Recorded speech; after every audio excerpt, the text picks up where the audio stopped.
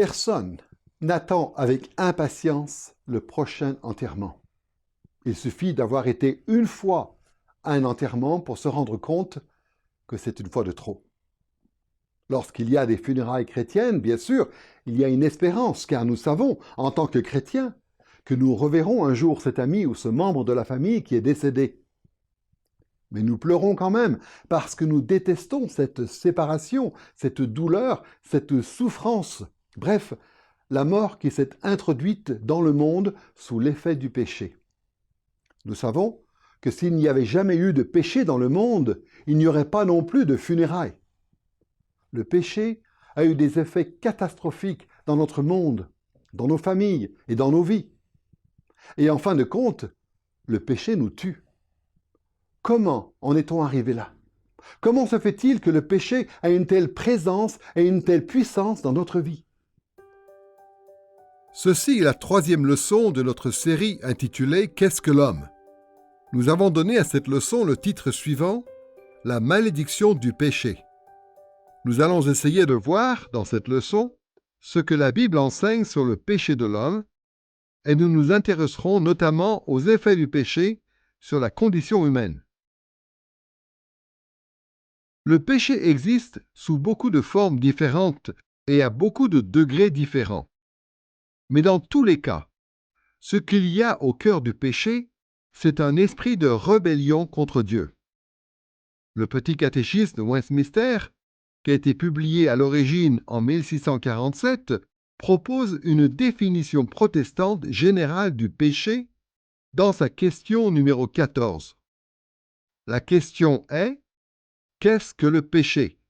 Et la réponse « Toute désobéissance à la loi de Dieu ou toute transgression de cette loi est un péché. » Comme on le verra un peu plus loin dans cette leçon, le mépris de la loi de Dieu est au cœur du tout premier péché de l'histoire des hommes et continue de caractériser notre condition déchue et maudite aujourd'hui.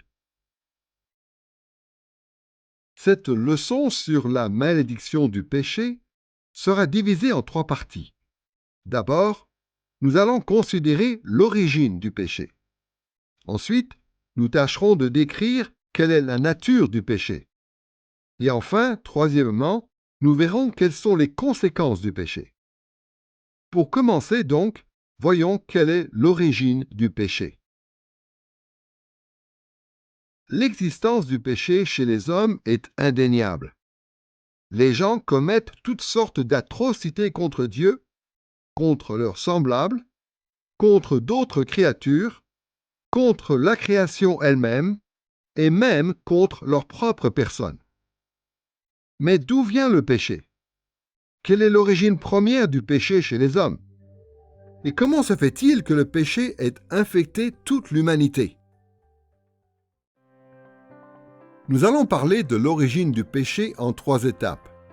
Premièrement, nous allons considérer l'origine du péché telle qu'il affecte le genre humain. Ensuite, nous verrons quelle est l'origine du péché chez les individus. Enfin, troisièmement, nous chercherons à savoir qui a la paternité du péché, c'est-à-dire qui est responsable, en fin de compte, de la présence du péché chez les hommes. Mais la première question est, comment le péché a-t-il atteint le genre humain? L'humanité est tombée dans le péché très tôt dans l'histoire. En fait, ce sont les tout premiers humains, Adam et Ève, qui ont introduit le péché dans le genre humain. Dans une leçon précédente, nous avons vu qu'Adam et Ève ont été créés sans péché. Ils n'étaient aucunement prédisposés à pécher et n'avaient aucune raison de pécher. Dieu s'était montré très bon envers eux. Ils avaient toutes les raisons de lui faire confiance, toutes les raisons de se satisfaire de la générosité que Dieu leur manifestait et toutes les raisons de vouloir persévérer dans la fidélité à son alliance et d'en recevoir les bienfaits plutôt que de désobéir et d'être maudits en conséquence. Pour continuer de recevoir les bienfaits de cette relation d'alliance avec Dieu, il leur suffisait de rester fidèles aux dispositions de l'alliance. dans Genèse chapitre 1 et 2, on peut relever un certain nombre d'éléments qui devaient caractériser la fidélité à l'alliance. Par exemple, Adam et Ève étaient censés se multiplier et remplir la terre de leur postérité. Ils devaient cultiver la création pour la rendre tout entière propre à accueillir la présence spéciale de Dieu. Ils devaient dominer sur les autres créatures que Dieu avait créées. Et ils devaient garder le jardin d'Éden et en prendre soin. Parallèlement à tout cela, il y avait quelque chose qui leur était expressément interdit: manger du fruit de l'arbre de la connaissance du bien et du mal. Ces différents éléments prévus dans l'Alliance permettaient à Adam et Ève d'avoir une idée de ce qui plaisait à Dieu et de ce qui ne lui plaisait pas. Ce qui plaisait à Dieu entraînerait les bienfaits de l'Alliance en récompense.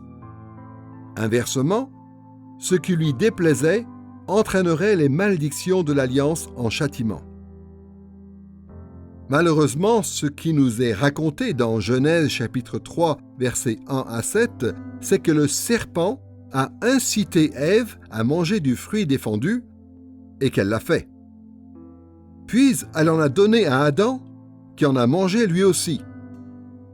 Aussitôt, ils se sont rendus compte qu'ils étaient nus et ils ont éprouvé de la honte.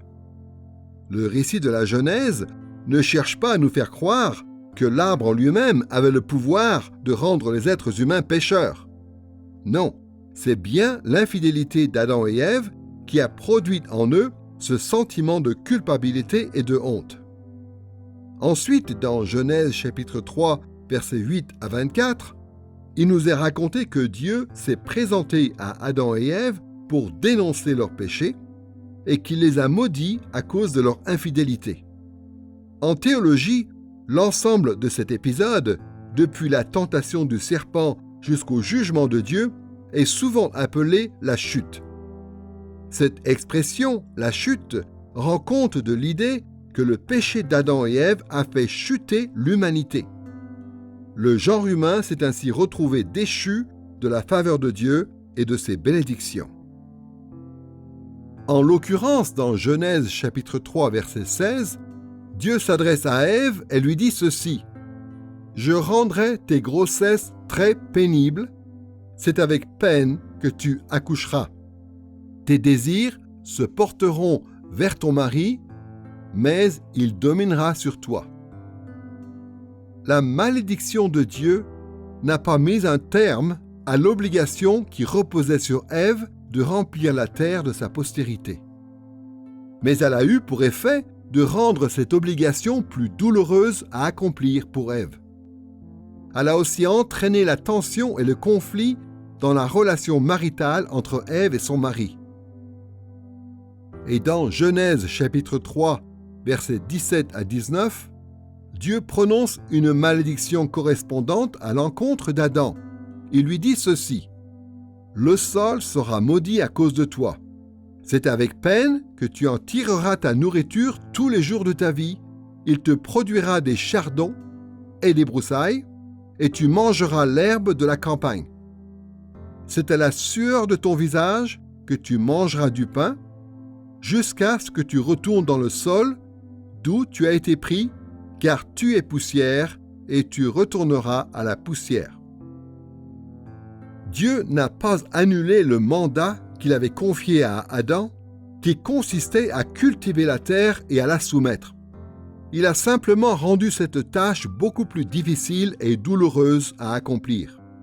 Pire encore, à cause de leur péché, Adam et Ève vont connaître la mort. Suite à la chute, Dieu a jugé l'homme et la femme, et en fait toute la création. Du coup, par exemple, le travail est devenu pénible alors que c'était quelque chose qu'Adam et Ève faisaient avec joie avant la chute.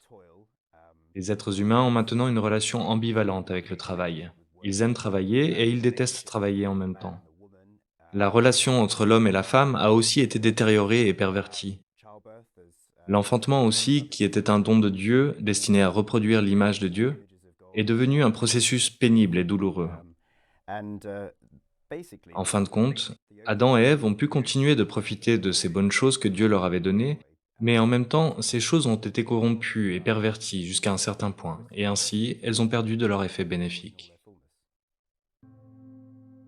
Nous ne savons pas ce qui serait arrivé si Adam et Ève n'avaient pas péché. Certains pensent que les humains auraient vécu perpétuellement dans le jardin d'Éden tant que personne ne péchait. D'autres pensent qu'Adam et Ève vivaient dans une sorte de période probatoire. S'ils s'étaient montrés fidèles, ils auraient finalement obtenu la vie éternelle. Mais la réalité, c'est qu'ils ont péché.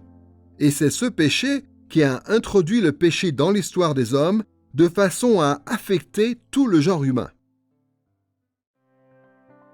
Nous connaissons maintenant l'origine du péché tel qu'il concerne le genre humain. Passons maintenant à l'origine du péché chez les individus. Si le péché d'Adam et Ève n'avait eu d'effet que sur eux, on peut supposer que tous les autres humains auraient un choix à faire, un choix semblable à celui qui est présenté à Adam et Ève. Chaque personne aurait à choisir, individuellement, de rester sans péché ou de tomber dans le péché. Mais ce que la Bible enseigne, c'est que la malédiction d'Adam et Ève s'étend à toute leur postérité naturelle, c'est-à-dire à tout le monde, sauf à Jésus.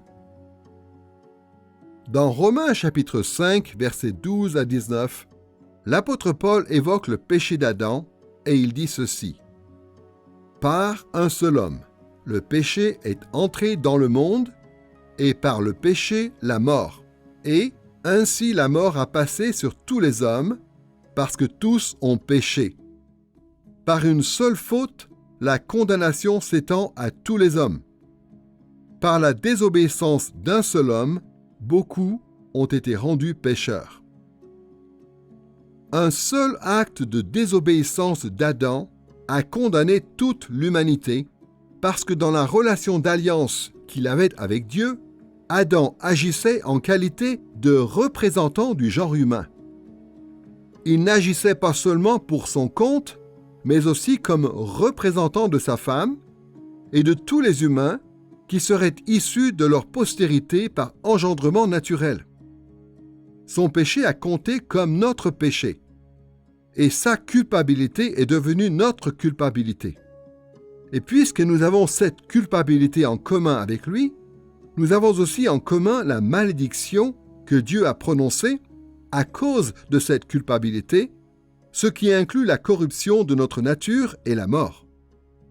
C'est la raison pour laquelle l'apôtre Paul dit que le péché d'Adam a produit la mort humaine et que son péché a fait de tous les hommes des pécheurs.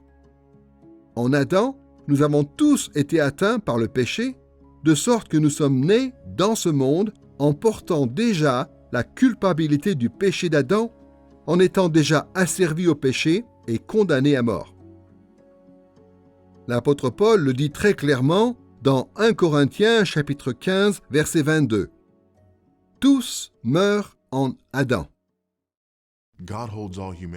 Aux yeux de Dieu, toute l'humanité est coupable du péché d'Adam, et cela s'explique par la doctrine de la représentation fédérale. Adam était, et il est encore, notre représentant fédéral. Pour comprendre cette idée, imaginons un pays ou un royaume. Il y a deux royaumes, et chacun de ces royaumes a un roi. Si vous êtes un citoyen du royaume numéro 1, et que le roi de ce royaume déclare la guerre au royaume numéro 2, eh bien puisque votre roi est votre représentant fédéral, ça veut dire que vous aussi, vous êtes en guerre contre le royaume numéro 2. Et c'est un peu la même chose dans le domaine de la théologie. Adam est notre représentant fédéral. Nous sommes tous en lui lorsqu'il est créé. Il nous représente, et donc s'il tombe, nous tombons avec lui. Si cette idée vous dérange, c'est embêtant parce que le salut fonctionne de la même manière. Christ devient notre représentant fédéral, de sorte que si en Adam tous ont péché, comme le dit Paul dans Romains 5, en Christ nous sommes rendus justes et vivants. Et donc Christ aussi agit comme notre représentant fédéral quand il observe parfaitement toute la loi de Dieu, quand il réussit là où Adam a échoué, quand il triomphe du mal, de la mort et de l'enfer. Il est parfaitement juste, de sorte qu'il peut nous imputer cette justice, et en même temps, de par son obéissance passive, il prend sur lui la mort que nous méritions à cause d'Adam, notre représentant fédéral. Et donc, à travers son obéissance passive et son obéissance active, notre péché lui est imputé en échange de sa justice qui nous est imputée. C'est le côté positif de la représentation fédérale. Et donc, on ne peut pas vraiment comprendre le rôle d'Adam dans ce domaine si on ne comprend pas le rôle parallèle de Christ. On peut même dire, bien que cela puisse nous sembler un peu bizarre, que c'était une grâce de la part de Dieu qu'il ait permis à l'humanité d'être représentée par Adam. Adam pouvait résister au péché bien plus facilement que nous. Il y avait beaucoup moins de tentations dans sa vie. Il n'est pas né dans un monde complètement infecté par le péché. Il ne subissait pas l'influence négative de toutes sortes de gens de son entourage. En plus, il marchait avec Dieu dans le jardin d'Éden et conversait avec lui.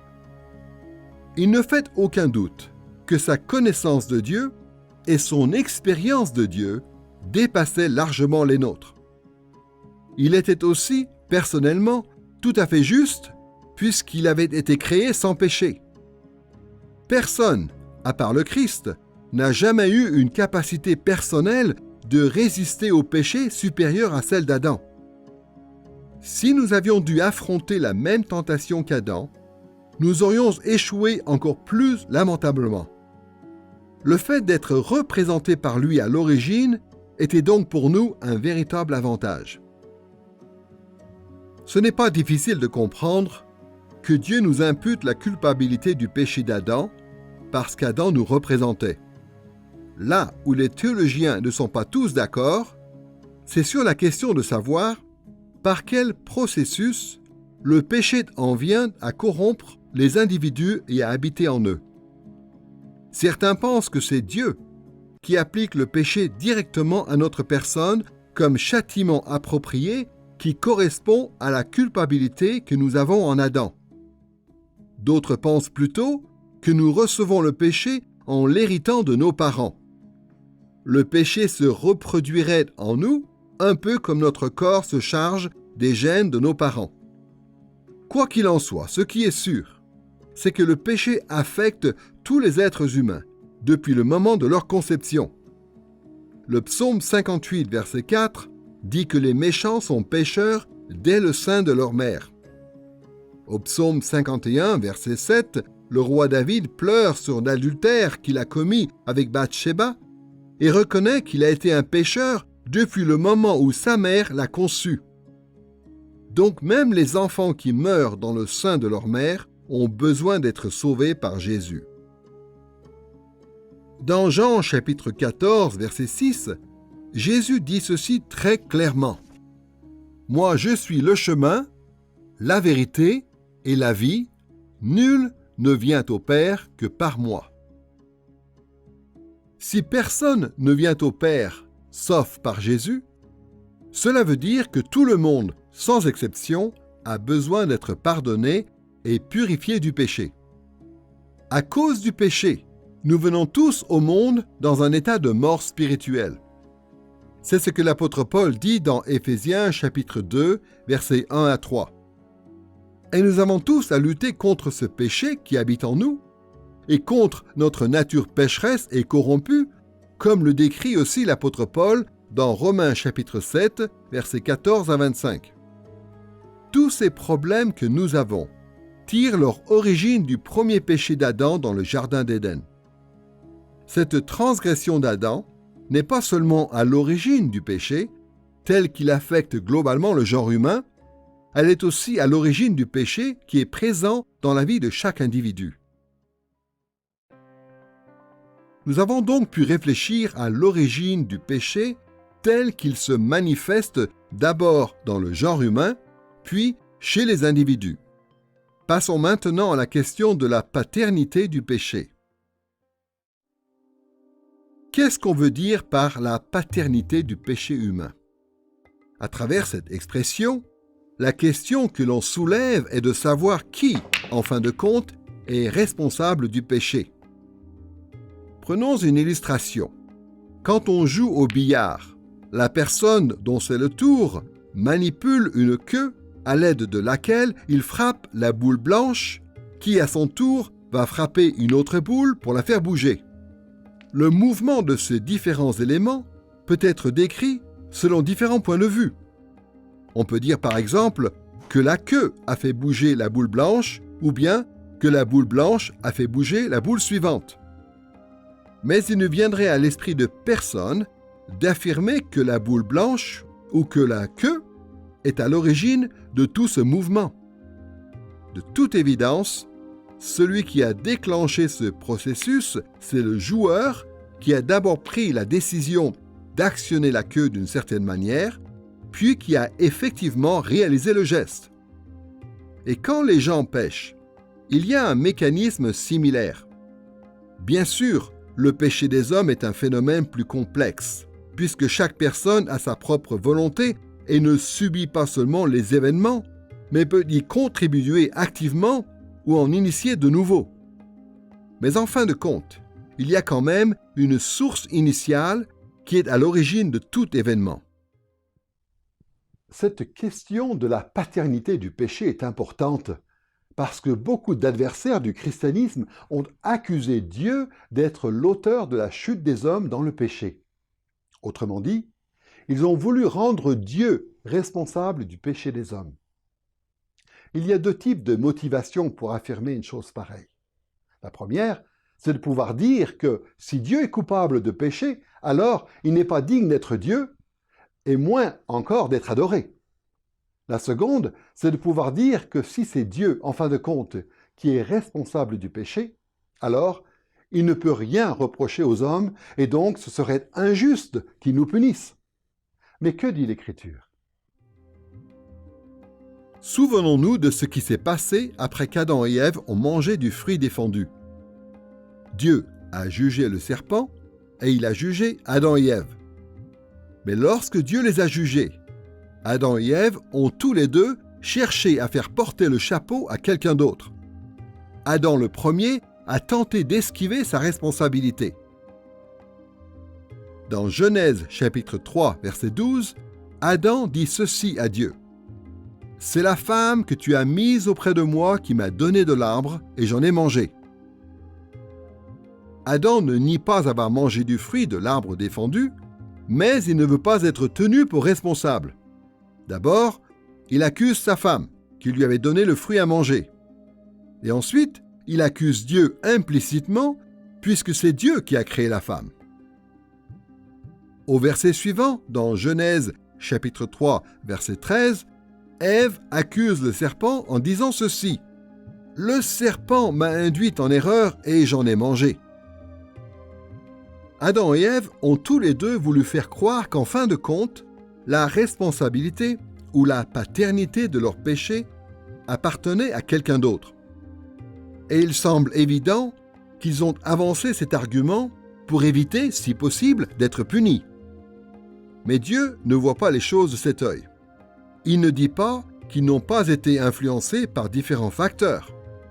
Mais il ne considère pas que ces influences constituent une excuse suffisante pour ne pas les punir. Ce qui se passe dans les versets suivants, c'est que Dieu punit le serpent pour avoir séduit Ève. Il punit Ève pour s'être laissée séduire par le serpent, pour avoir mangé du fruit défendu et pour en avoir donné à manger à son mari. Et puis, Dieu punit Adam pour s'être laissé égarer par Ève et pour avoir mangé du fruit. Du point de vue de Dieu, Adam et Ève sont coupables, au moins parce qu'ils ont choisi de désobéir au commandement de Dieu. On pourrait dire, d'après le récit, que l'auteur du mal, en bout de chaîne, c'est le serpent, puisque c'est lui qui, le premier, a l'idée de pécher et qui, le premier, cherche à faire pécher les hommes. Mais Adam et Ève ont aussi contribué à cet événement par des choix libres et responsables. À ce titre, on peut dire qu'ils sont aussi les auteurs du péché. Mais ayant dit tout cela, il y a quand même des questions qui demeurent. Ce sont des questions courantes. Pourquoi le serpent a-t-il péché? Qui a été la première créature intelligente à pécher? Pourquoi cette créature-là a-t-elle péché? Ou encore, est-ce que c'est Dieu qui est responsable, en fin de compte, des péchés de ces créatures?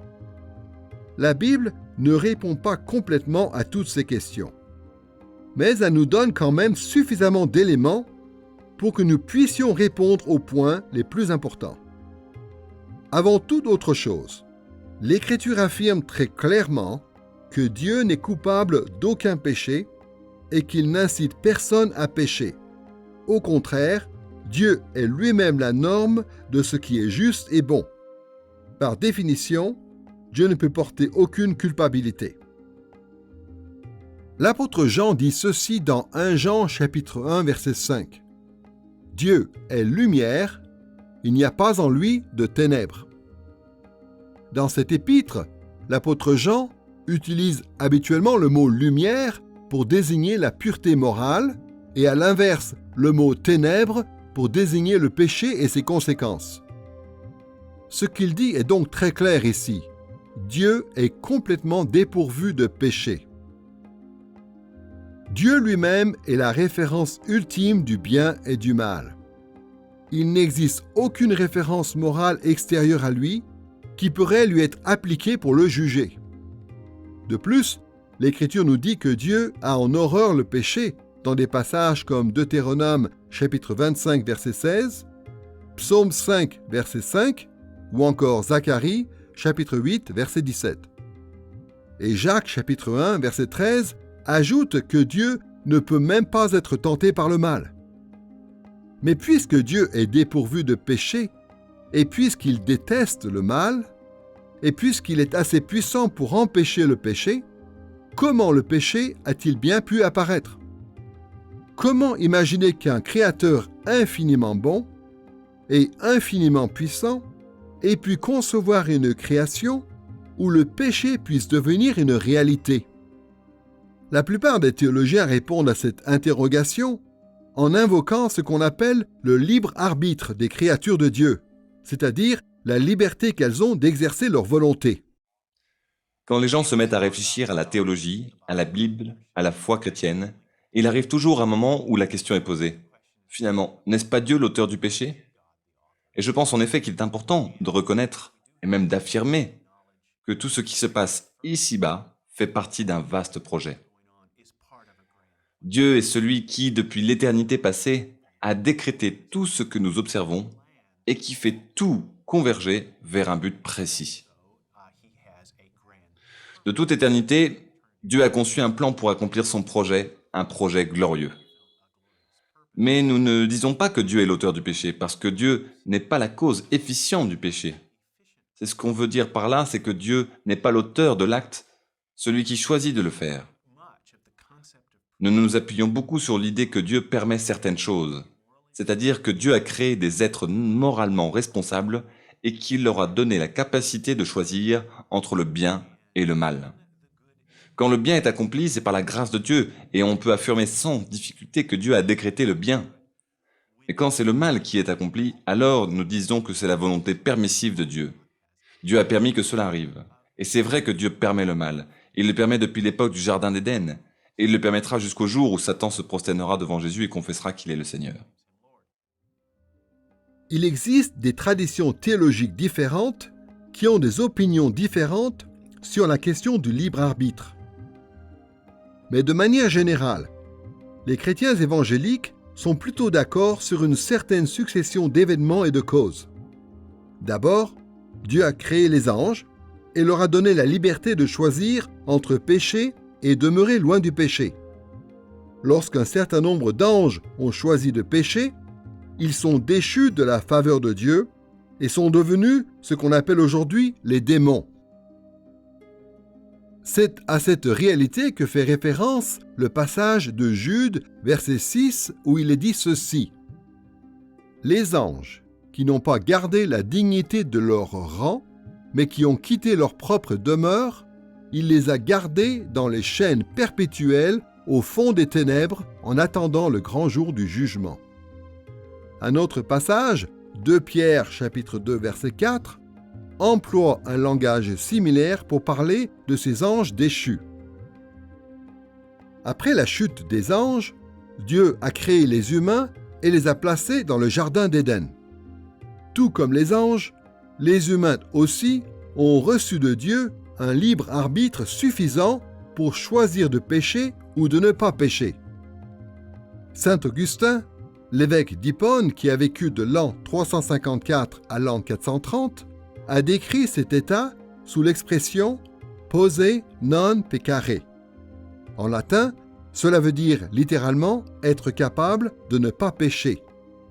En théologie, on préfère généralement dire tout simplement la capacité de ne pas pécher. D'après saint Augustin, Adam et Ève avaient reçu de Dieu le pouvoir de ne pas du tout pécher. Mais ils avaient aussi la capacité de pécher. Après que l'homme et la femme ont été placés dans le jardin d'Éden, Satan, le plus important des anges déchus, a pris la forme d'un serpent. Et sous cette forme, il a trompé Ève de façon à lui faire manger du fruit défendu, le fruit de l'arbre de la connaissance du bien et du mal. Le texte de la Genèse ne nous dit pas explicitement que le serpent est en réalité Satan, mais dans Apocalypse chapitre 12 verset 9 et au chapitre 20 verset 2, Satan est appelé le serpent ancien. Et dans Matthieu chapitre 4 verset 6, on voit que Satan utilise les mêmes procédés pour essayer de tromper Jésus que ceux que le serpent a utilisés dans le jardin d'Éden pour tromper Ève. Dans les deux cas, la stratégie consiste à citer les paroles de Dieu, puis à en tirer une application erronée. Ce sont les raisons pour lesquelles la plupart des théologiens chrétiens évangéliques estiment que le serpent dans le jardin d'Éden est bien Satan. Quoi qu'il en soit, il est dit dans Genèse chapitre 3 verset 6 qu'Adam et Ève ont tous les deux mangé du fruit défendu. Ève d'abord, puis Adam. Ils connaissaient le commandement de Dieu, mais ils ont choisi de désobéir. Rien ne les forçait à le faire. Rien à l'intérieur d'eux-mêmes ni à l'extérieur ne les forçait à faire ce choix. C'était un choix volontaire qui leur appartenait. C'est donc bien l'humanité qui est tenue pour coupable et non Dieu. Alors bien sûr, on peut toujours se demander pourquoi Dieu a permis à l'humanité de pécher. Quel but cela pouvait-il servir? One of the perennial questions Christians have, and rightly so, is why did... Il y a une question que les chrétiens se posent depuis toujours, et ils ont raison de se la poser, c'est la suivante. Pourquoi Dieu a-t-il permis à Adam et Ève de pécher? Si Dieu est réellement tout-puissant, n'aurait-il pas pu trouver un moyen de prévenir toutes ces conséquences catastrophiques, ces siècles et ces siècles de mort et de violence et de souffrance humaine, puisqu'il savait très bien ce qui allait arriver? What was ahead? Why did God allow this? Pourquoi donc n'a-t-il rien fait pour empêcher tout ça? La réponse, c'est qu'on ne sait pas. Il nous est tellement facile de nous ériger en juge de notre juge et de lui demander ses comptes de ce qu'il fait. Ask tough moral questions of his behavior. But I think in the end, Mais je pense qu'à la fin, la réponse de la foi est de reconnaître que Dieu agit selon un dessein qui est ancré dans sa sagesse et dans sa bonté infinie. and he must have seen Et il a dû voir que l'homme n'allait pas faire un bon usage de sa liberté et de sa dignité. Mais il a dû voir aussi qu'un plus grand bien résulterait de ce plan, plutôt que de l'annulation pure et simple dès le départ de cette incroyable expérience humaine. and I think perhaps in the end Et je me dis qu'il est tout à fait possible que nous ne connaissions pas la réponse à cette question, jusqu'à ce que nous soyons en mesure de regarder en arrière et de contempler, avec gratitude et admiration, la glorieuse défaite du mal et le bien suprême que Dieu aura fait triompher à la fin au travers de cette histoire humaine et malgré la rébellion désastreuse de ses protagonistes. tragic rebellion of the participants. We have no clear idea yet. Nous ne pouvons pas imaginer pour l'instant combien le triomphe de Dieu sera magnifique et glorieux. Nous ne comprenons pas toujours le dessein de Dieu. Les raisons pour lesquelles il a permis au péché d'entrer dans le monde nous sont en partie mystérieuses. Il est vrai, bien sûr, que l'histoire aurait pris un autre tournant si Dieu nous avait gardés du péché. Mais de toute évidence, ce n'est pas le chemin que Dieu a choisi. Dans Éphésiens chapitre 1, verset 11, l'apôtre Paul dit ceci: « Nous avons été prédestinés selon le plan de celui qui opère tout, selon la décision de sa volonté. » Rien de ce qui se passe n'échappe au plan de Dieu ou à son contrôle. Il avait donc une raison de permettre au péché d'entrer dans le monde et dans l'existence des hommes. Le moins qu'on puisse dire, c'est que le péché donne à Dieu l'occasion de manifester beaucoup d'attributs qui nous auraient été cachés si nous n'avions jamais péché. Par exemple, Dieu fait parfois preuve de patience et de miséricorde en réponse aux péchés des hommes. Parfois, il manifeste sa colère. Dieu se fait connaître et il est glorifié à travers la manifestation de ses attributs. On peut dire, dans un sens, que Dieu est glorifié par la manière dont il s'occupe de notre péché. On peut même dire que le péché, en fin de compte, va contribuer au bien des croyants, ce qui fait du péché un élément utile du plan bienfaisant de Dieu. Comme il est dit dans Romains chapitre 8, verset 28, « Toutes choses coopèrent au bien de ceux qui aiment Dieu, de ceux qui sont appelés selon son dessein. » Tout ce que fait Dieu est juste et bon. Il n'y a aucune trace de péché en lui. Ne pensons pas un seul instant que le péché des hommes puisse remettre en question la sainteté de Dieu. Bien au contraire, le péché des hommes représente une occasion pour Dieu de révéler sa gloire, d'exprimer sa miséricorde et sa compassion à travers le pardon, et de montrer sa justice et sa colère à travers le jugement. Et toutes ces choses sont constitutives de sa pureté et de sa bonté, qui sont ainsi manifestées. Quand on réfléchit à l'origine du péché, que ce soit en rapport avec le genre humain dans son ensemble ou avec les individus, il est donc important de se rappeler que la responsabilité morale du péché repose entièrement sur l'homme. Dans cette leçon sur la malédiction du péché, nous avons donc pu, dans un premier temps, examiner l'origine du péché. Passons maintenant à la question de la nature du péché. La meilleure façon d'identifier le péché dans l'Écriture consiste à chercher toutes les choses que Dieu interdit, qu'il condamne ou qu'il maudit. Quand on fait cela, on voit que la Bible emploie un vocabulaire très large pour désigner le péché. Les termes employés sont, par exemple, injustice, transgression, négligence, manquer la cible, s'écarter du chemin, perversion, vanité, malhonnêteté, provoquer des blessures, rébellion, impiété, tricherie, déloyauté, insouciance, obscénité, convoitise. La liste est interminable et il y aurait tant à dire sur chacune de ces expressions. Au lieu de nous intéresser au sens de tous ces termes bibliques, nous allons plutôt relever les caractéristiques générales du péché. Nous allons considérer la nature du péché sous deux angles.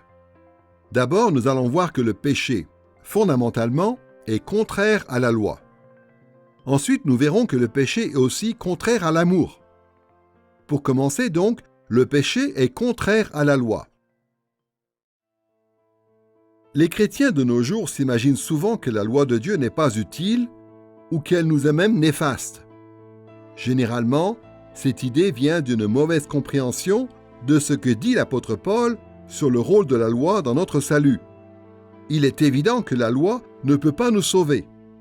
La loi ne peut que nous condamner.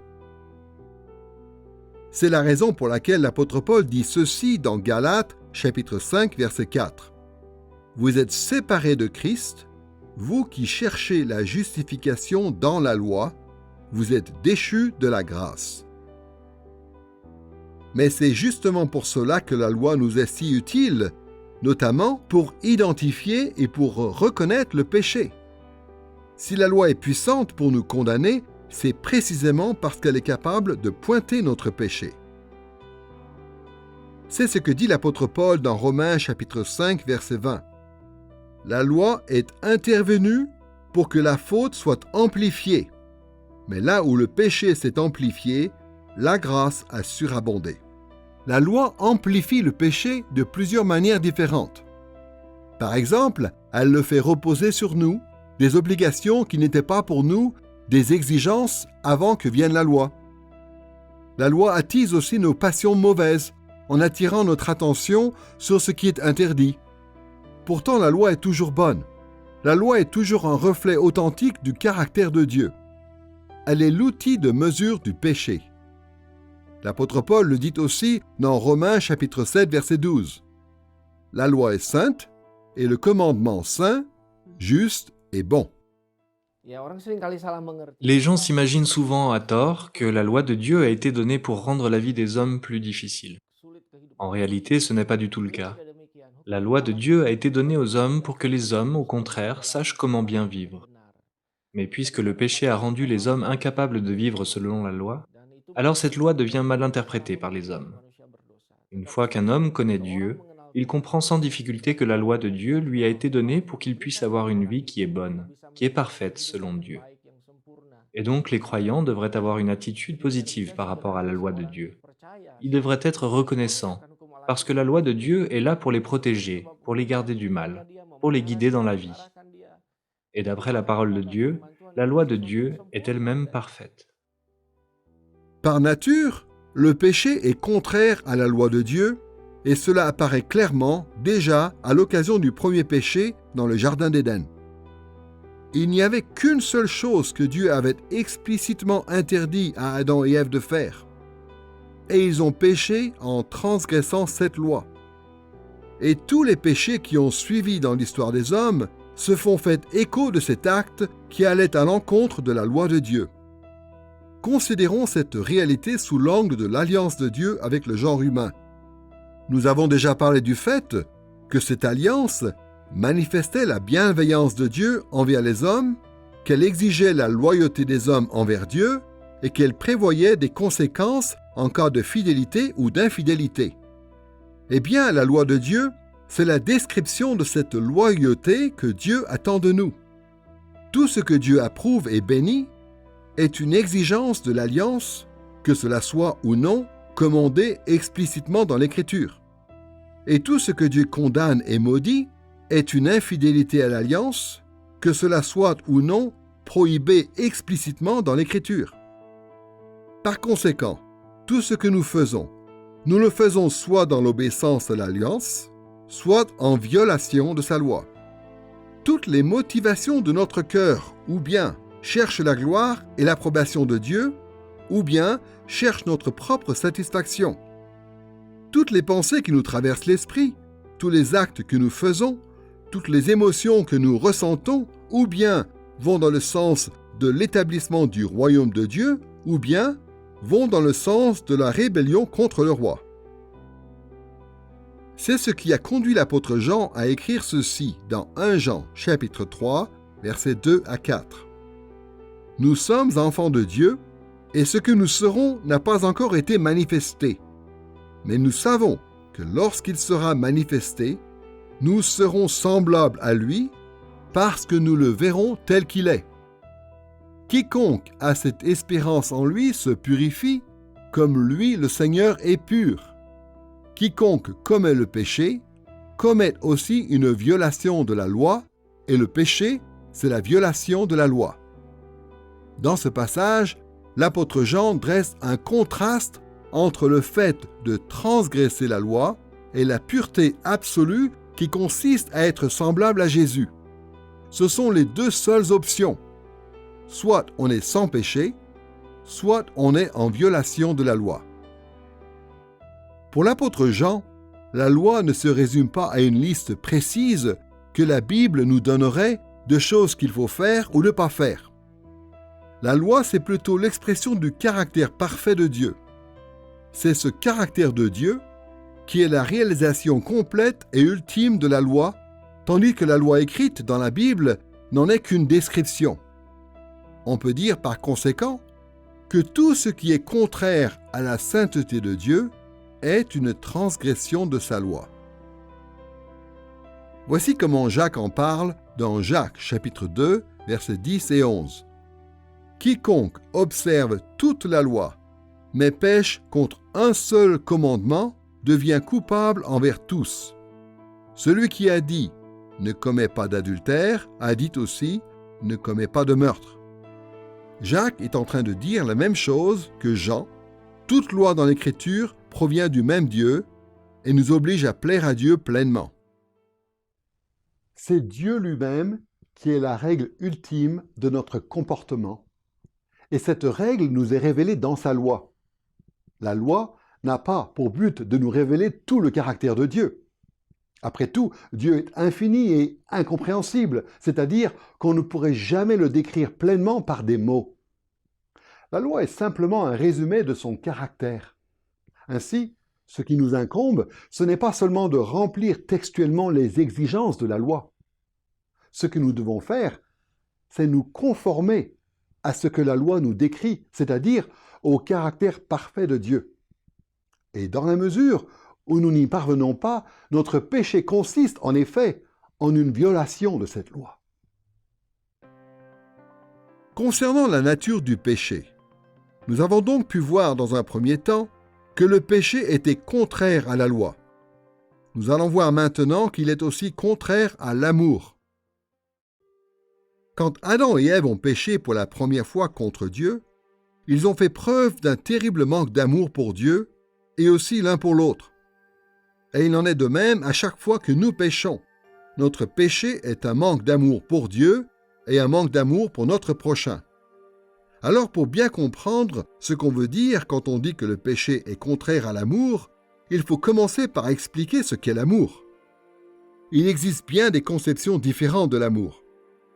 Les Écritures nous parlent de l'amour entre un mari et sa femme, de l'amour entre les membres d'une même famille, de l'amour entre des amis, de l'amour du bien et de la justice, et même de l'amour de la nourriture.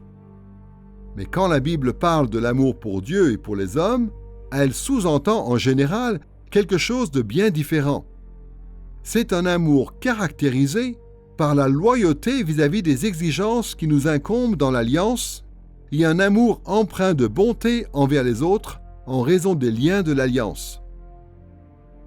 Pensons à ces paroles que Jésus a prononcées à l'attention de ses disciples dans Jean, chapitre 14, verset 15. « Si vous m'aimez, vous garderez mes commandements. » On ne peut considérer l'obéissance comme une expression d'amour que si la personne qui fait l'objet de notre amour a une autorité sur nous. Peut-on imaginer un enfant qui dirait à ses parents « Si vous m'aimez, vous m'obéirez » Est-ce que c'est quelque chose qu'on dirait à de simples amis? Bien sûr que non. Un ami ne peut pas exiger d'un autre ami qu'il lui obéisse. Les enfants n'ont pas d'autorité sur leurs parents. Mais Jésus n'exhorte pas ses disciples à lui manifester leur amour comme il le ferait à un enfant ou à un simple ami. Il leur dit de le faire comme à leur roi, comme au grand suzerain de l'Alliance. L'apôtre Jean nous fait comprendre la même idée dans 1 Jean chapitre 5 verset 3 où il dit ceci: « L'amour de Dieu consiste à garder ses commandements. » Et dans Deutéronome chapitre 6 versets 5 et 6, Dieu relie l'amour à la loyauté de l'alliance en disant ceci: « Tu aimeras l'Éternel ton Dieu de tout ton cœur, de toute ton âme et de toute ta force. Et ces paroles que je te donne aujourd'hui seront dans ton cœur. » Ces deux passages nous font clairement comprendre que l'amour pour Dieu, selon Dieu, s'exprime par une obéissance sincère à ses commandements.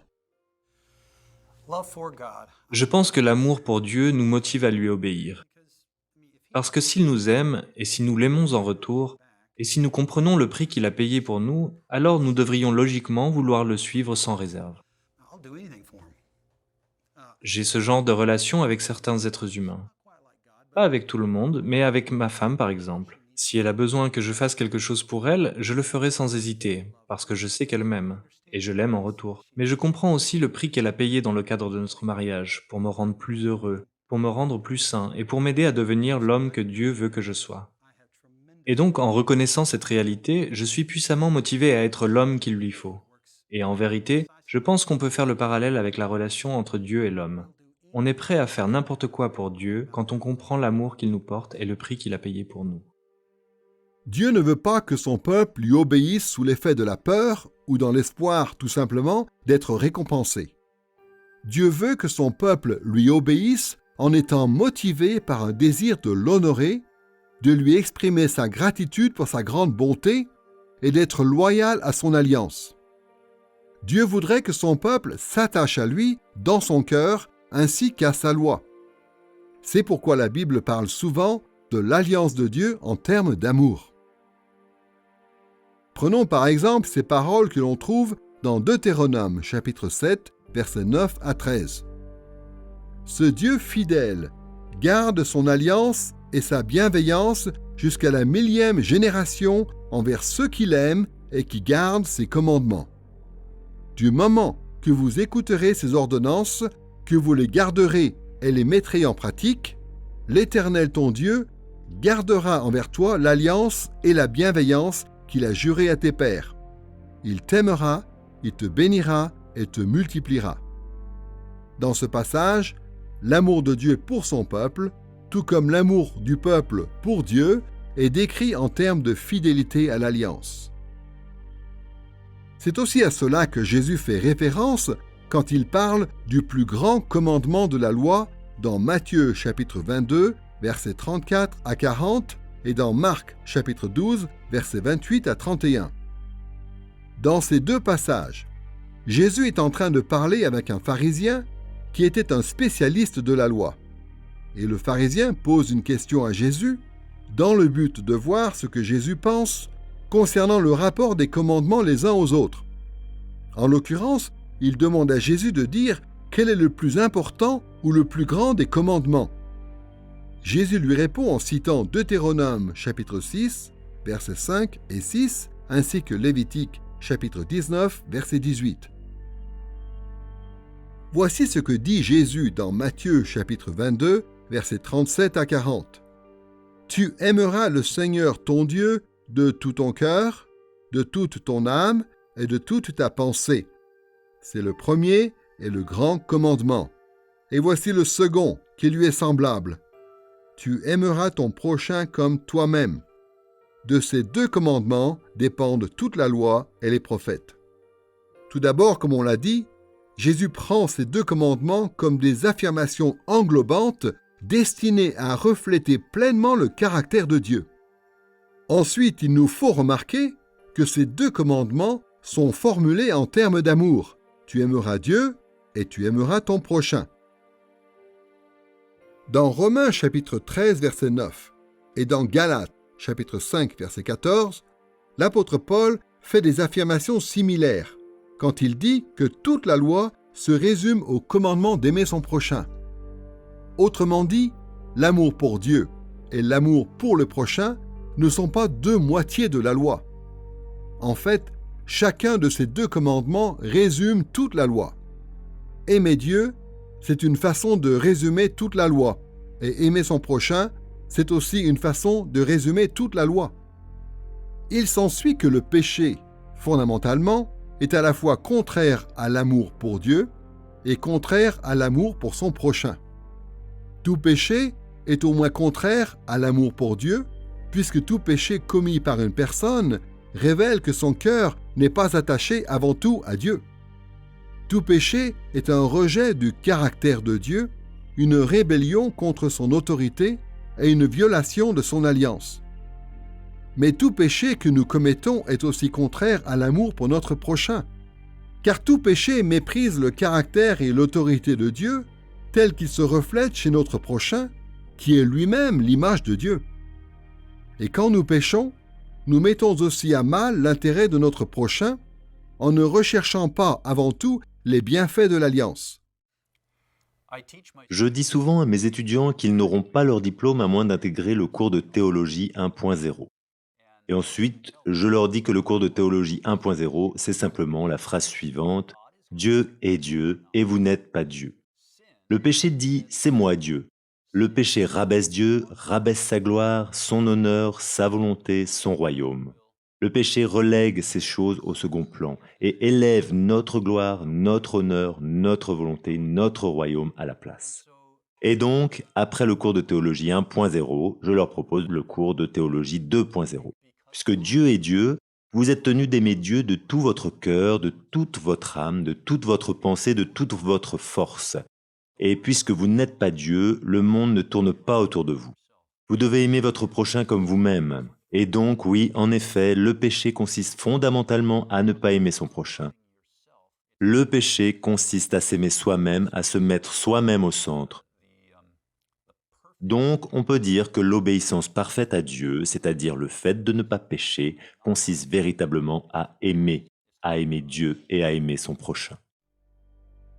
Le péché est contraire à l'amour. Revenons à ce qui s'est passé dans le jardin d'Éden. Le serpent a tenté Ève en lui disant que Dieu lui avait menti concernant le fruit défendu. Le serpent lui a dit que si elle en mangeait, non seulement elle ne mourrait pas, mais en plus, elle deviendrait comme Dieu. Apparemment, après qu'elle en a mangé, Adam a cru à ce même mensonge et il en a mangé à son tour. On peut se demander, en quoi Adam et Ève ont-ils manqué d'amour envers Dieu et envers leur prochain ? Ils ont manqué d'amour envers Dieu en rejetant les règles de son alliance et en se fiant au mensonge du serpent plutôt qu'à la vérité de Dieu. Ève a manqué d'amour envers Adam de plusieurs manières. Elle l'a incité à pécher, elle n'a pas eu d'égard pour l'image de Dieu qu'il portait, et en désobéissant à la loi de Dieu, elle ne s'est pas souciée du bien d'Adam. De la même façon, Adam aussi a manqué d'amour envers Ève. Il n'a pas corrigé le mensonge auquel Ève croyait après avoir été séduite par le serpent. Il n'a, lui non plus, pas eu d'égard pour l'image de Dieu qu'il portait lui-même ou qu'elle portait. Et il a commis un grave péché qui a eu des répercussions négatives sur elle. Et tous les péchés des hommes sont un peu comme ça. À l'image de ce premier péché d'Adam et Ève, tout péché sous-entend ce même rapport à Dieu en rejetant sa vérité, en méprisant sa bienveillance et en se rebellant contre son autorité. Pour le dire simplement, tout péché des hommes est une atteinte à l'amour que nous devons à Dieu dans son alliance. Et tout péché des hommes est aussi une atteinte à l'amour que nous devons à notre prochain selon cette même alliance. Que nous péchions contre notre prochain directement ou indirectement, que nous péchions par nos actes ou par notre inaction, notre péché cause toujours du tort aux autres. Notre péché méprise l'image de Dieu qui est portée par les autres. Notre péché ne cherche pas leur bien. Et notre péché détériore leur vie sous l'effet de la corruption du péché et des conséquences du péché. N'avez-vous jamais rencontré des chrétiens qui croyaient qu'il leur était permis d'enfreindre la loi de Dieu tant qu'ils étaient motivés par l'amour? Ou bien des gens qui pensaient que dans la mesure où ils observaient la loi de Dieu, ce n'était pas vraiment important d'aimer les autres. Ces deux types de personnes se trompent. On ne peut véritablement aimer Dieu et son prochain que si on traite Dieu et son prochain selon les exigences de l'Alliance. Et nos actes ne peuvent être conformes à la loi de Dieu que s'ils sont motivés par l'amour. C'est la raison pour laquelle il nous est si facile de pécher. Le péché se fiche pas mal de savoir quel aspect de l'équation nous ignorons. Que nous négligions la loi ou l'amour, peu importe, c'est le péché qui gagne. Et voilà pourquoi il est important pour les croyants de comprendre quelle est la nature du péché. Quand on comprend ce que c'est que le péché, on est mieux équipé pour l'éviter et on peut aussi mieux apprécier le fait qu'on a été sauvé du péché. Jusqu'ici, dans cette leçon sur la malédiction du péché, nous avons pu réfléchir à l'origine du péché et ensuite, nous avons tâché de décrire la nature du péché. Nous passons maintenant à la troisième et dernière partie de cette leçon, les conséquences du péché. Traditionnellement, en théologie systématique, on utilise une expression particulière pour désigner les conséquences du premier péché des hommes. On appelle cela le péché originel. Les théologiens décrivent cette réalité de plusieurs manières différentes, mais dans tous les cas, l'idée de base, c'est que le péché originel est la condition dans laquelle naissent tous les descendants naturels d'Adam à cause de la chute d'Adam dans le péché. La désobéissance d'Adam a un impact négatif sur tous les êtres humains qui naissent par engendrement naturel. Seul Jésus n'a pas été touché par le péché originel. Dosa asal, saya menjawabnya dengan singkat bahwa Le péché originel, pour le dire simplement, c'est le péché qui est dans une personne depuis sa naissance. manusia sejak ia C'est une réalité à laquelle personne ne peut échapper. dari dosa ini. Tout le monde doit l'accepter, parce que nous sommes tous nés d'une lignée pécheresse. Manusia dilahirkan Faisons un parallèle. turunan yang berdosa. Il est impossible à un lion de donner naissance à un agneau. Tidak mungkin De même, il est impossible à une personne pécheresse, descendante d'Adam, de donner naissance à une personne sainte, une personne qui serait juste devant Dieu. tidak melahirkan orang yang kudus, orang yang benar di hadapan Tuhan. Dan Et ce péché existe. ini Il est déjà là, même si nous ne l'avons pas commis par nos pensées, ou par nos paroles, ou par nos actes. dengan perkataan kita, kita tidak melakukannya dengan perbuatan kita, ini sudah ada. Personne ne peut l'éviter. Ada di antara kita Et c'est cela qu'on appelle le péché originel. dosa asal seperti perkataan Comme le dit le roi David au psaume 51, sesungguhnya « Voici, je suis né dans la faute, peranakkan et ma mère m'a conçu dans le péché. kandung dalam dosa oleh ibuku. Nous allons aborder les conséquences du péché en nous limitant ici à 3 grandes catégories. La corruption, la séparation et la mort. Commençons par la corruption. Quand Adam et Ève ont mangé du fruit de l'arbre de la connaissance du bien et du mal, leur situation a pris un très mauvais tournant. Un peu plus tôt, nous avons dit que saint Augustin, l'évêque d'Hippone, avait décrit l'état originel de l'humanité avant le péché par l'expression posse non peccare, qui veut dire que les hommes avaient la capacité de ne pas pécher. Mais après qu'Adam et Ève ont péché, ils ont perdu cette capacité. La seule capacité qui leur restait était de pécher. Saint Augustin a décrit ce nouvel état en utilisant l'expression non posse non peccare, c'est-à-dire l'incapacité de ne pas pécher. Adam et Ève ont subi une corruption de leur état qui leur a fait perdre la capacité qu'ils avaient de plaire à Dieu et de mériter sa bénédiction. Cette corruption les a laissés avec comme seule capacité celle de pécher et de mériter la malédiction de Dieu. Mais il faut ajouter que dans Genèse chapitre 3, versets 12 et 13, Adam et Ève confessent leurs péchés, même s'ils le font très imparfaitement. Et dans les versets qui suivent, Dieu se montre très clément envers eux.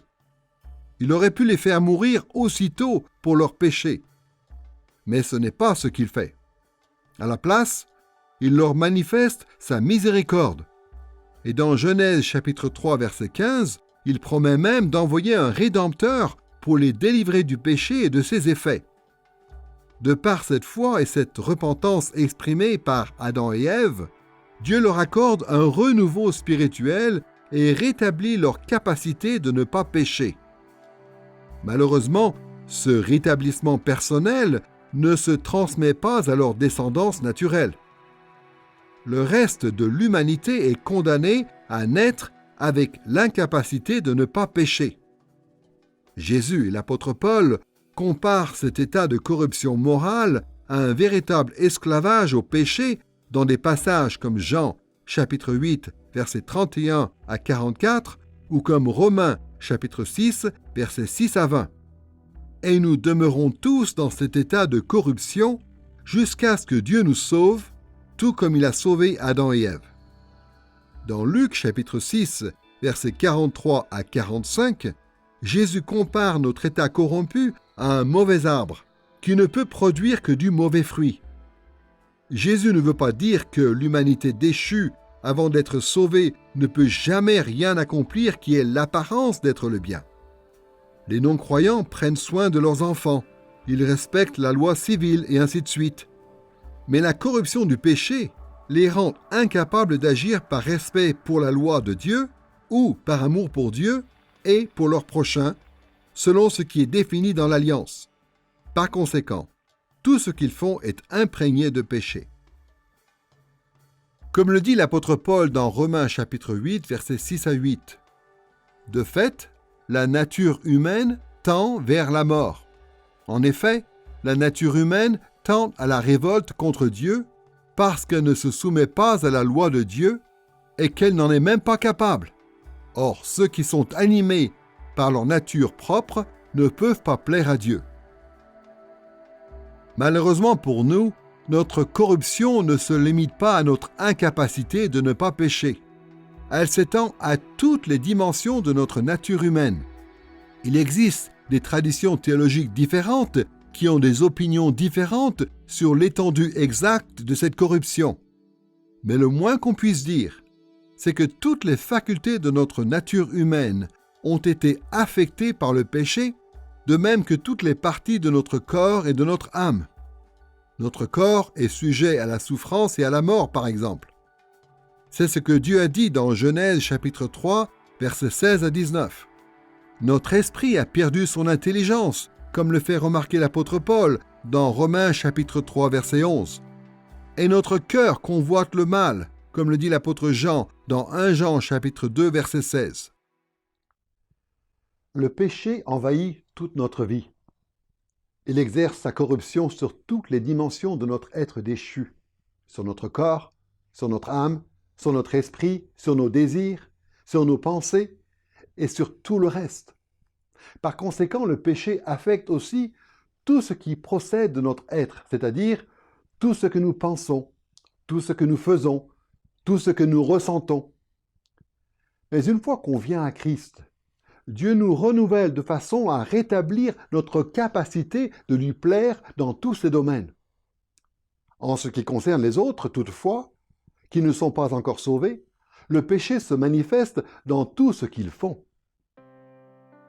Prenons simplement 3 domaines dans lesquels la Bible dit que la corruption du péché produit de mauvais fruits, en tout cas, avant qu'une personne ne devienne chrétienne. Commençons par les idées mauvaises auxquelles nous nous attachons. Ève s'est appropriée des idées corrompues lorsqu'elle a cru au mensonge du serpent concernant les motivations de Dieu et les effets de la consommation du fruit défendu. Adam aussi avait des idées corrompues lorsqu'il s'est dit qu'il serait bon de manger de ce fruit. Mais ce qui est horrible par rapport à cette corruption des idées, c'est qu'elle s'est transmise ensuite à tous les êtres humains sous l'effet de la malédiction de Dieu.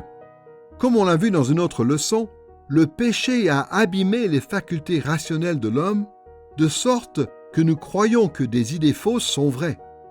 Dans Ecclésiaste chapitre 9, verset 3, et dans Jérémie chapitre 17, verset 9, il est dit que le péché fait de nous des insensés en quelque sorte. Nous ne reconnaissons pas la valeur de ce qui est précieux selon Dieu, et nous sommes portés intellectuellement vers le mal. Dans Deutéronome chapitre 29, versets 2 à 4, nous voyons qu'un esprit corrompu a du mal à comprendre la signification des miracles de Dieu. Et dans Jean chapitre 8, versets 43 à 47, il est dit que le péché a pour effet de nous faire croire des mensonges et de nous empêcher de recevoir la vérité. Dans Éphésiens chapitre 4, versets 17 à 18, l'apôtre Paul décrit les effets du péché. Il dit ceci: « Les païens marchent selon la vanité de leur intelligence. Ils ont la pensée obscurcie. Ils sont étrangers à la vie de Dieu à cause de l'ignorance qui est en eux et de l'endurcissement de leur cœur. » À chaque fois que nous rejetons la vérité, c'est à cause du péché qui a corrompu notre pensée. Pire encore, beaucoup de nos idées erronées constituent le péché en elles-mêmes. Il n'y a pas de péché à ne pas comprendre certaines idées qui sont trop compliquées pour nous, ni à ignorer certaines choses que nous n'avons jamais eu l'occasion d'apprendre ou d'étudier. Par contre, c'est un péché d'affirmer des fausses doctrines et des modes de pensée qui ne sont pas bibliques. C'est pourquoi dans 1 Timothée chapitre 6, versets 3 à 5, l'apôtre Paul accuse de péché les faux docteurs à cause de leur ignorance coupable et de leur esprit corrompu.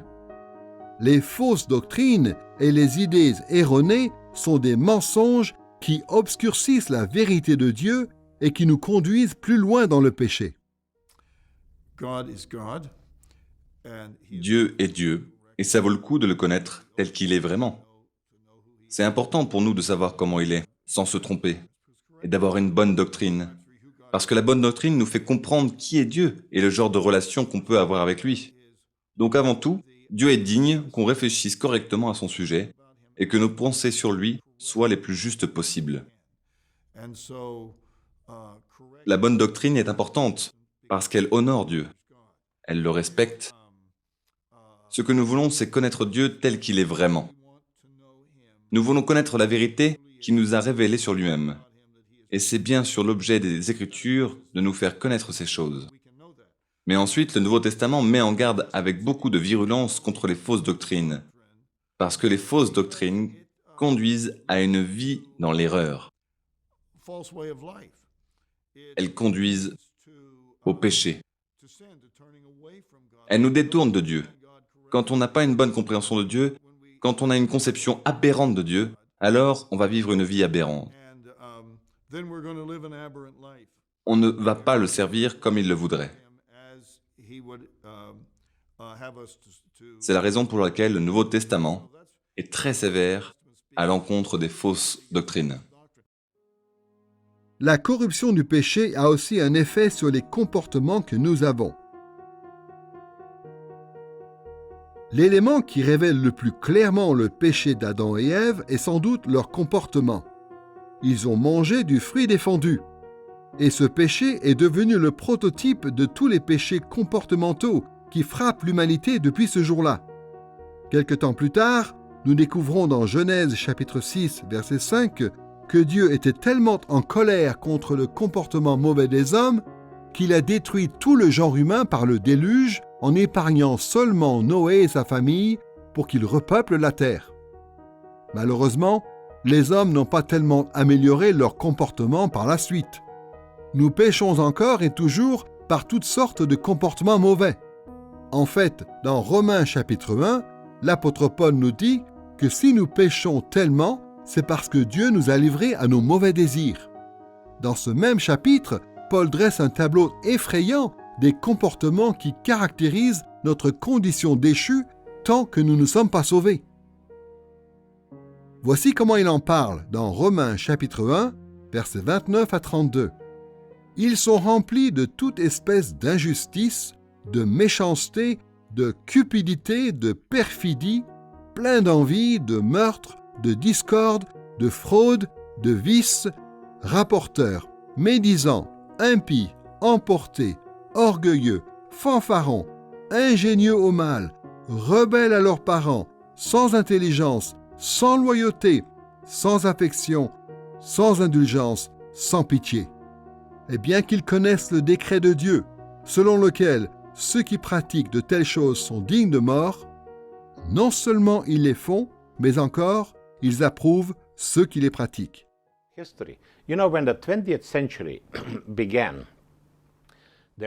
Vous savez, au début du XXe siècle, il y avait beaucoup d'optimisme dans le monde, surtout en Occident.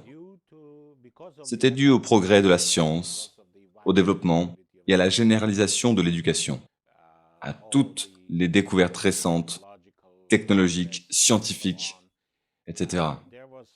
Et donc, il y avait chez les philosophes et les sociologues, et même chez les théologiens libéraux, une espèce d'aura optimiste.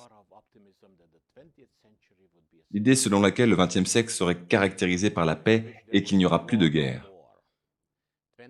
Le XXe siècle serait celui du règne de la raison humaine, et quand on est raisonnable ou rationnel, on ne se fait pas la guerre. Il y avait donc une formidable attente au sujet de la paix et qui allait caractériser ce nouveau siècle. Mais le problème par rapport à ça, et c'était précisément le problème du marxisme, c'est qu'on avait une anthropologie optimiste qui aboutissait quand même à des désastres parce qu'elle n'intégrait pas la doctrine du péché. Et donc, que s'est-il passé? On a eu la Première Guerre mondiale,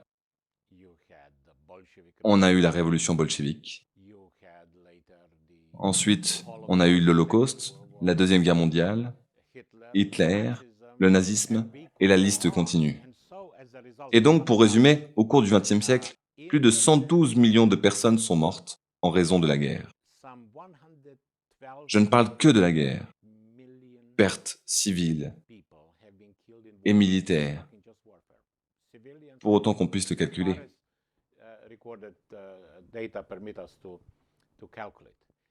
Ça représente 4 fois plus de victimes qu'au cours des 4 siècles précédents. Qu'est-ce qu'on peut en déduire? Il y a quelque chose qui ne va pas. Malgré l'amélioration de la condition sociale, toute la connaissance, toutes les découvertes scientifiques, le progrès de la civilisation, il y a quelque chose qui ne va pas fondamentalement dans la nature humaine. Et qu'est-ce que nous, les chrétiens, nous appelons le péché? Ce n'est pas un terme très populaire dans les médias ou dans le monde académique. Et pourtant, comme le dit Reinhold Niebuhr, la doctrine chrétienne du péché est la moins populaire de toutes les doctrines, mais c'est elle qui est de loin la mieux attestée par l'expérience. Enfin, troisièmement, la corruption du péché a aussi un effet néfaste sur les émotions que nous avons. Comme on l'a vu, les 2 plus grands commandements de la loi nous ordonnent d'aimer. D'abord, d'aimer Dieu, et deuxièmement, d'aimer notre prochain. Et bien sûr, l'amour est une émotion, du moins en partie. L'amour est une motivation qui nous incite à l'obéissance dans tous les domaines de notre vie. Inversement donc, nous ne devrions pas être surpris de voir que la corruption du péché affecte aussi nos émotions, nous empêchant d'aimer Dieu et d'aimer notre prochain comme nous devrions le faire, et en nous empêchant aussi d'éprouver d'autres émotions positives qui devraient découler de cet amour. Les émotions d'Adam et Ève étaient corrompues, comme on peut le voir dans leur péché lui-même, dans les effets immédiats de leur péché et dans la malédiction qui en a résulté. Par exemple, dans Genèse chapitre 3 verset 6, on peut voir que le désir d'Ève est attisé par le fruit défendu.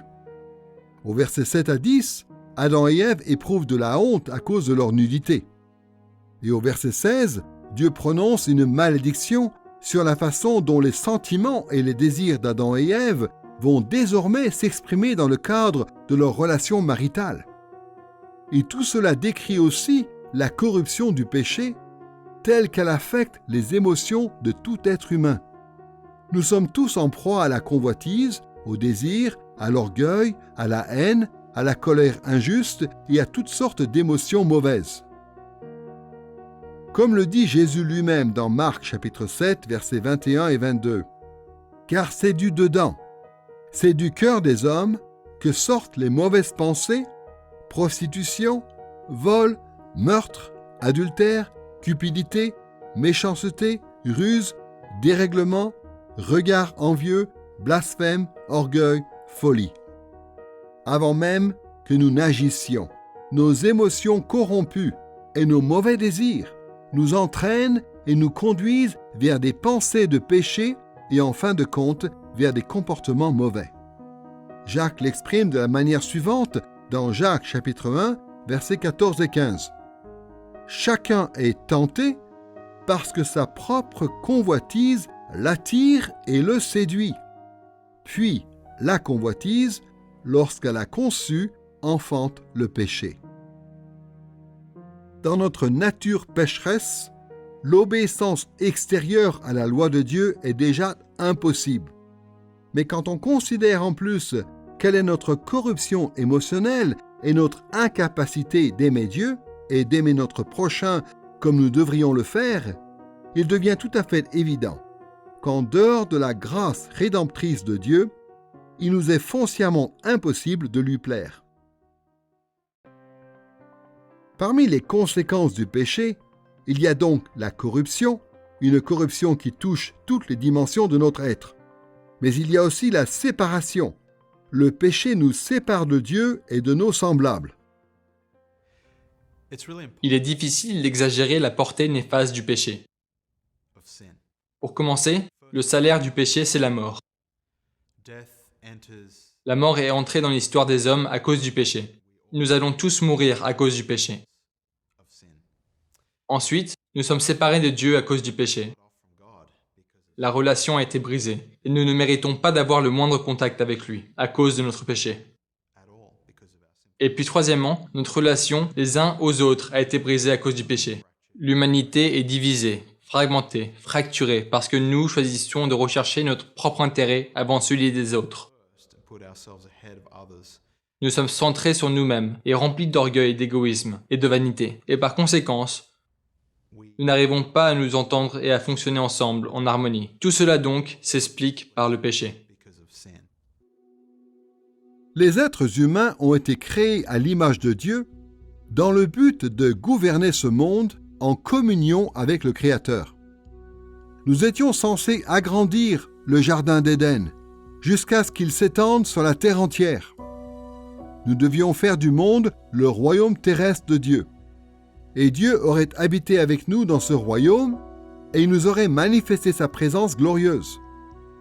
Et nous étions aussi censés vivre en tant qu'humanité unifiée, en coopérant les uns avec les autres pour gouverner la création dans l'amour en tant que vice-rois ou vassaux de Dieu, notre grand suzerain. Mais le péché a mis un terme à notre communion avec Dieu et a aussi abîmé notre relation les uns aux autres. À cause du péché, Dieu a chassé Adam et Ève du jardin d'Éden. Dans Genèse chapitre 3, verset 24, il est même dit que Dieu a posté des anges à l'entrée du jardin pour empêcher Adam et Ève d'y revenir en douce. Ainsi, l'humanité a été obligée de vivre dans l'étendue sauvage du monde, séparée de la présence de Dieu et privée de sa protection. Et dans Genèse chapitre 4 à 6, nous découvrons que l'humanité s'est rapidement divisée et que les hommes se sont retournés les uns contre les autres. Caïn a assassiné son frère Abel et il est devenu le père de nombreuses autres personnes qui, à leur tour, de génération en génération, se sont livrées à la méchanceté. Finalement, la violence des hommes les uns envers les autres est devenue telle que Dieu a envoyé le déluge sur le monde entier à l'époque de Noé. Les hommes se sont séparés de Dieu et se sont séparés les uns des autres et cette situation dramatique a perduré jusqu'à aujourd'hui. Nous ne marchons plus dans la présence spéciale de Dieu comme pouvaient le faire Adam et Ève.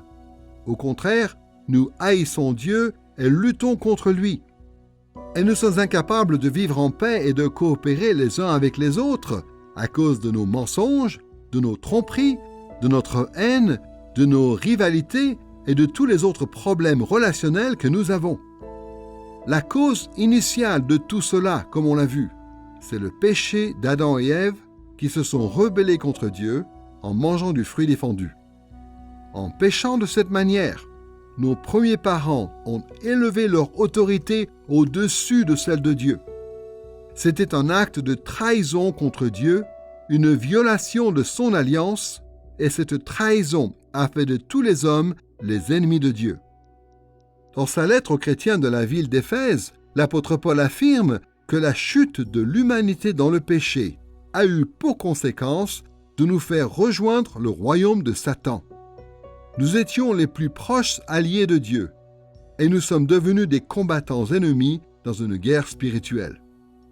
Ainsi, chacun de nous, lorsque nous venons au monde, nous sommes par défaut totalement séparés de Dieu et privés de sa faveur et de sa grâce. Nous sommes naturellement ses ennemis. Dans Éphésiens chapitre 2, versets 1 à 3, l'apôtre Paul décrit la situation de ses lecteurs avant leur conversion. Il leur dit ceci: « Pour vous, vous étiez morts par vos fautes et par vos péchés, dans lesquels vous marchiez autrefois selon le cours de ce monde, selon le prince de la puissance de l'air, cet esprit qui agit maintenant dans les fils de la rébellion. Nous tous aussi, nous étions de leur nombre, et nous nous conduisions autrefois selon nos convoitises charnelles. Nous exécutions les volontés de notre chair et de nos pensées, et nous étions par nature des enfants de colère comme les autres. Notons bien que Paul applique cette description à tous les humains déchus sans exception quand il dit « Nous tous, nous nous conduisions ainsi ». Il dit à peu près la même chose dans Romains chapitre 5 verset 10. « Lorsque nous étions ennemis, nous avons été réconciliés avec Dieu par la mort de son Fils. » Ce n'est pas que nous avons simplement été séparés de Dieu en raison de quelques difficultés relationnelles ou parce que nous ne pouvons pas nous tenir directement dans sa présence. Non, la situation est bien pire que cela. La chute de l'homme dans le péché a fait de nous les ennemis de Dieu. Cette chute dans le péché a aussi gâché notre relation les uns aux autres de bien des manières différentes, bien que nos relations avec d'autres humains n'aient pas toutes été endommagées au même point. D'une part, notre péché nous a érigés en ennemis les uns des autres et a provoqué beaucoup de guerres parmi les humains. Mais d'autre part, notre péché a aussi produit de simples difficultés relationnelles ordinaires. De même que le péché a entraîné la honte et le conflit chez Adam et Ève, il crée aussi des problèmes dans tous les autres mariages. De même qu'il a produit la violence chez leurs enfants, il produit aussi la violence dans toute société humaine. Le péché nous fait mentir les uns aux autres. Il suscite en nous la haine de l'autre. Il nous fait faire du mal à notre prochain. Il nous rend à la fois susceptibles et indélicats vis-à-vis d'autrui. Il nous rend jaloux, rancuniers, impitoyables. Même parmi les croyants, après que Dieu nous a délivrés de l'esclavage du péché, nous continuons d'avoir du mal à nous traiter les uns les autres avec amour et miséricorde. C'est pourquoi, en s'adressant aux croyants, Jacques leur dit ceci dans Jacques chapitre 4, versets 1 et 2. « D'où viennent les luttes et d'où viennent les querelles parmi vous, sinon de vos passions qui guerroient dans vos membres? Vous convoitez et vous ne possédez pas. Vous êtes meurtriers et envieux sans rien pouvoir obtenir. Vous avez des querelles et des luttes. » La chute de l'humanité dans le péché nous a séparés de Dieu et nous a séparés les uns des autres. Nous avions été créés pour vivre dans une relation de paix et d'amour avec Dieu et avec les autres humains. Nous devions vivre ensemble et travailler ensemble en ayant une vie centrée sur Dieu, notre roi. Mais la chute nous a rendus égoïstes, haineux et arrogants. Au lieu de servir Dieu, nous nous opposons à lui. Au lieu de vivre de manière désintéressée avec notre prochain, nous convoitons ce qu'il possède, nous cherchons à le faire servir nos intérêts. Alors bien sûr, nous ne sommes pas aussi mauvais que nous pourrions l'être. Il y a du bien qui persiste et qui peut se manifester dans les relations des hommes déchus. Mais ces relations ne sont pas ce qu'elles devraient être. Le péché a détruit notre relation avec Dieu et il a gravement endommagé notre relation avec les autres humains. Et, indépendamment de la grâce de Dieu, ces problèmes sont irrémédiables. Dans cette partie de la leçon sur les conséquences du péché, nous avons parlé jusqu'ici de la corruption et de la séparation. Il nous reste à parler de la mort. Dans Genèse chapitre 2 verset 17, Dieu dit à Adam que s'il mange du fruit de l'arbre de la connaissance du bien et du mal, il mourra. Puis, après qu'Adam a mangé du fruit défendu, il est dit dans Genèse chapitre 3 verset 19 que Dieu maudit Adam en le destinant à mourir physiquement. Comme on l'a dit un peu plus tôt, le péché d'Adam, suivi de cette malédiction, n'a pas eu un effet sur Adam seulement. Adam était le représentant fédéral de tout le genre humain. Il était notre roi. Donc, par sa rébellion contre Dieu, il a entraîné dans sa chute tout le royaume des hommes.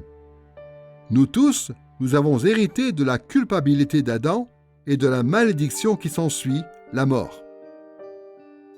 Comme le dit l'apôtre Paul dans Romains chapitre 5, versets 12 à 17, « Par un seul homme, le péché est entré dans le monde, et par le péché la mort. Et, ainsi, la mort a passé sur tous les hommes parce que tous ont péché. Par la faute d'un seul, beaucoup sont morts. Par la faute d'un seul, la mort a régné par lui seul. L'apôtre Paul dit que tous ont péché parce que Dieu a imputé le péché d'Adam non seulement à Adam, mais aussi à tout le reste de l'humanité. Et cette culpabilité entraîne notre mort. Le péché originel a une valeur légale, en quelque sorte, qui rend tous les êtres humains coupables au même titre qu'Adam. Donc si Adam méritait la mort, nous la méritons aussi. Et c'est la raison pour laquelle nous mourrons. Même si nous mettons notre foi en Christ, la malédiction du péché reste attachée à notre corps. Voilà pourquoi nous finissons tous par mourir et retourner à la poussière comme Adam. Notons bien qu'Adam n'est pas mort immédiatement après que Dieu l'a maudit. En tout cas, il n'est pas mort physiquement. Et il en est de même pour nous. Dieu nous accorde une certaine durée de vie physique sur la terre. Mais les Écritures sous-entendent qu'Adam est mort spirituellement lorsque Dieu l'a maudit et que toute sa postérité naturelle est aussi morte spirituellement et que les humains demeurent dans cet état tant qu'ils n'ont pas la foi. La question de la mort spirituelle est plutôt bien présentée dans Éphésiens chapitre 2. En gros, l'apôtre Paul dit que nous sommes morts dans nos fautes et dans nos péchés. L'idée vraiment, c'est que nous sommes morts et que quelqu'un qui est mort ne peut pas faire grand-chose pour plaire à Dieu. Il me semble que Paul a en vue ici tout particulièrement nos œuvres et la question de savoir ce que Dieu pense de nos œuvres. Juste après, Paul dit que nous suivons le prince de ce monde. Nous agissons selon ce qu'il veut que nous fassions parce que telle est notre tendance naturelle. Quand on est mort dans ses péchés, on suit le prince de la mort qui est Satan. Mais quand on a été rendu à la vie avec le Christ, on reçoit une vie nouvelle, une vie vraiment nouvelle, une vie qui nous permet d'agir et de faire des choses qui plaisent à Dieu. Mais cette capacité ne nous vient que de la vie, de la mort et de la résurrection de Jésus-Christ, et par le moyen de la foi en lui. Dans Éphésiens chapitre 2, versets 1 à 5, en effet, l'apôtre Paul nous décrit la mort spirituelle en disant ceci. « Pour vous, vous étiez morts par vos fautes et par vos péchés dans lesquels vous marchiez autrefois, selon le cours de ce monde, selon le prince de la puissance de l'air, cet esprit qui agit maintenant dans les fils de la rébellion. Nous tous aussi, nous étions de leur nombre. Mais, nous qui étions morts par nos fautes, Dieu nous a rendus à la vie avec le Christ. » L'apôtre Paul parle ici de gens qui sont vivants physiquement. Ils sont actifs dans le péché, actifs dans leur lutte spirituelle contre Dieu. Pourtant, Paul dit qu'ils sont morts parce qu'ils tombent sous le coup du jugement de Dieu et parce qu'ils n'ont pas la vitalité spirituelle nécessaire pour plaire à Dieu. Paul ajoute que les croyants aussi étaient morts dans ce sens. Telle est la condition de tous les humains déchus. Ils sont morts spirituellement jusqu'à ce qu'ils reçoivent une vie nouvelle spirituellement en Christ. Comme le dit l'apôtre Paul dans Romains chapitre 8, verset 10, « Si Christ est en vous, le corps, il est vrai, est mort à cause du péché, mais l'esprit est vie à cause de la justice. » Ici, Paul dit que nous sommes vivants spirituellement si Christ est en nous. À l'inverse, et logiquement, si Christ n'est pas en nous, nous sommes spirituellement morts. À cause de la chute d'Adam dans le péché, tous les humains viennent au monde en étant déjà morts spirituellement. Et ils sont aussi destinés à mourir physiquement. Pire encore, si nous ne plaçons pas notre foi en Christ, si nous ne sommes pas rachetés par ce moyen-là de la malédiction du péché par la grâce de Dieu, nous connaîtrons la mort spirituelle et physique pour toute l'éternité en enfer.